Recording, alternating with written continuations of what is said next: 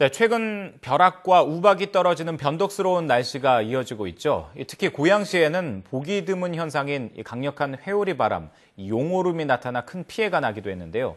이번 용오름의 원인, 또 앞으로 우리나라의 기상이변 전망에 대해서 오늘 이야기를 나누겠습니다. 반기성 K웨더 예보센터장 전화로 연결됐습니다. 센터장님 안녕하십니까? 네, 안녕하세요. 예. 고향에서 용오름 현상이 관측됐는데요. 그 내륙에서 이 정도 용오름이 나타난 게 이번이 처음이라고 들었습니다. 어떻습니까? 일단 강도로 본다면 이제 가장 강했던 건 사실입니다. 네. 근데 이제 실제 내륙에서 나타난 적은 여러 번 있었어요. 1964년 뚝섬 토네이도 용오름이 대표적인데, 예. 이때 이제 한 여성이 바람에 이제 200m 정도 날려간 적도 있었고요. 1980년 경남 사천에서는 황소가 한 20m 높이까지 올라간 적도 있었어요. 예. 또 1989년 제주공항이나 1994년 김제평야에서도 용오름이 발생한 사례는 있습니다. 그러니까 내륙에서 발생한 첫 사례는 아니라고 저희들은 보고 있습니다. 예, 그렇군요. 하지만 굉장히 이제 오랜만이어서 그리고 처음 보시는 분들이 이제 대부분일 것 같아서 굉장히 놀랐는데요. 저도 오늘 이거 보도하면서 그 자료 영상을 보니까요. 그 고양시에 있는 비닐하우스 농가가 굉장히 폭격 맞은 것처럼 폐허가 되는 그런 모습을 봤는데요.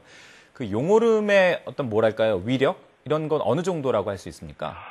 일단 용오름은 정난으로부터 아래로 들여진 기둥, 또 깔때기 모양의 구름과 그 구름 아래의 지표면으로부터 말아 올리는 모래먼지로 생기는 강한 소용돌이 현상을 말하죠. 예. 대개 이제 용오름 속의 상승 기속도는 초속 한 40에서 90m 정도, 수평 풍속도 최소한 초속 한 40m 이상 정도 됩니다.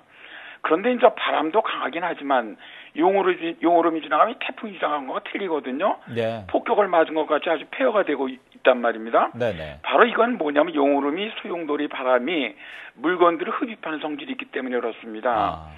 예를 들어 본단 말이죠. 얇은 종이 두 장을 맞대놓고 그 사이에 입김을 세게 불어보면 종이들이 서로 달려붙으려고 움직이거든요. 네네. 이건 좀 물리적인 법칙에서 보면 빠르게 움직이는 유체는 그 부분의 압력이 작아진다. 이런 법칙에 따라서 두 종이 사이 압력이 작아지면서 주위의 공기가 몰려들기 때문에 발생하는데요. 예. 바로 용오름의 소용돌이는 바깥쪽보다 안쪽이 훨씬 더 빠르게 맴돌고 있거든요. 네네. 그러다 보니까 중심 부분의 압력이 굉장히 낮아집니다. 그래서 주위의 물체를 아주 강력하게 빨아 올리는 것이죠. 네. 사실 이제 이런 용오름의 강도는 어떤 강도에 따라서 압력이나 강풍 이력이 달라지기 때문에 어느 정도다.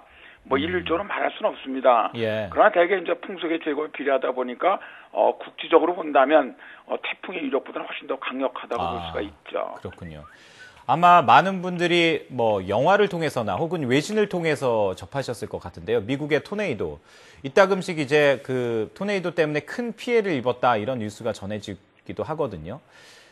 토네이도와 용오름이 비슷한 건가요? 어떻습니까? 일단 용오름은 같은 겁니다. 예. 사실 미국의 토네이도 우리나라 용오름의 강도는 비교가 되지 않죠. 네네. 미국에서 작년 5월에도 미국 오클라호마에 아주 강력한 토네이도 발생해 사망자가 100명 정도 발생을 했고요. 미국 역사상 최악의 토네이도는 1925년에 트리스테이트 토네이도였는데 이때는 695명이 사망을 했거든요. 예. 엄청난데요. 사실 최근 보도를 보면 용오름 또 토네이도가 차이가 있는 게 아니냐.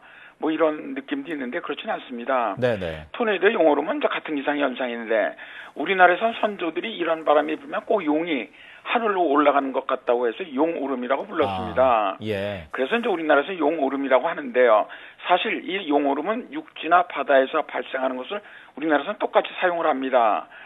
사전에서 보면은 용오름 중에서 육지에 발생한 것을 토네이도나 혹은 랜드 스파우트라고 부릅니다. 네. 그리고 바다에 생긴 용오름은 워터 스파우트라고 부르거든요. 예. 그러니까 실제 용오름과 토네이도는 동일한 거로 보시면 되겠고요. 예.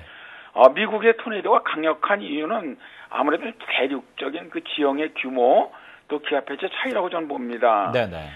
미국 같은 경우는 대륙적인 지형의 영향과 강력한 불안정이 만들어질 수 있는 기상 조건 때문이거든요. 예. 예를 들어서 로키 산맥을 넘어온 건조하고 아주 차가운 편서풍 공기가 서인도제로부터 미국 남서부로 이입되는 습하고 더운 남서풍 공기가 만나면서 강력한 대기 불안정이 만들어집니다. 그래서 미국의 그 중서부인 오클라호마나 아칸소나 이런 쪽에 상당히 강력한 토네이도가 만들어지는데요. 예. 그런데 이제 우리나라 같은 경우 이렇게 강력한 토네이도를 만들어낼 수 있는 지형이 없고요, 사실. 또 미국처럼 강한 대기 불안정이 만들어지는 기압표시도 아주 드뭅니다. 예. 따라서 토네이도가 발생한다고 해도 뭐 미국처럼 자주 만들어진다거나 또 강도가 강한 정도는 아니라는 것이죠. 그 이번 고양 용오름도 그 비닐하우스 농가에 피해는 있었습니다만 다행히 이제 인명 피해가 없었는데요. 이제 미국 토네이도와 비교를 한다면 그러면 그 이번에 고양 용오름은 어느 정도인가요? 그 강도를 좀 비교를 해보면. 일단 용오름의 강도나 뭐 세계 위력은 후지타 규모로 설명을 해요. 예. 후지타 규모는 총 6등급으로 나뉘는데요. 5등급이 가장 강합니다. 근데 이번은 고양 용오름은 한 등급 1이나 2 정도. 가장 약하지는 않지만 약한 정도의 등급으로 보고 있고요. 네네. 일단 뭐 규모 1일 경우, 등급 1일 경우 풍속이 초속 한 39에서 49m 정도, 나무가 꺾이고 압력으로 창문이 깨지는 단계. 대개 이제 규모가 2일 경우, 등급이 2 정도죠. 풍속은 초속 50에서 한 60m 정도로 큰 나무 뿌리가 뽑힐 정도고 약한 건축물은 파괴되는 정도거든요. 네네. 그러니까 이번 고양 비닐하우스 한 거나 뭐 여러 가지를 본다면 2보다는 좀 약한 것 같고요. 1보다는 좀 더 강한 정도일 것 같은데. 네네. 실제로 미국 같은 경우는 1931년에 그 기차 미네소타주에서 117명을 실었던 83톤의 객차도 들어올렸거든요. 예. 그러니까 이 정도가 대개 한 등급 5 정도 봅니다. 그러니까 이번 고양의 그 용오름 같은 경우는 규모 한 1에서 2, 4위 정도가 되지 않겠느냐. 그렇게 추정을 하고 있습니다. 예, 앞서 센터장님께서 미국처럼 강력한 토네이도가 불 만한 그런 지형은 아니라고 말씀을 해주셨습니다만 아무튼 앞으로 이런 이상 기변은 좀 잘 대비를 해야 될 것 같습니다. 지금까지 반기성 K웨더 예보센터장이었습니다. 고맙습니다. 네, 감사합니다.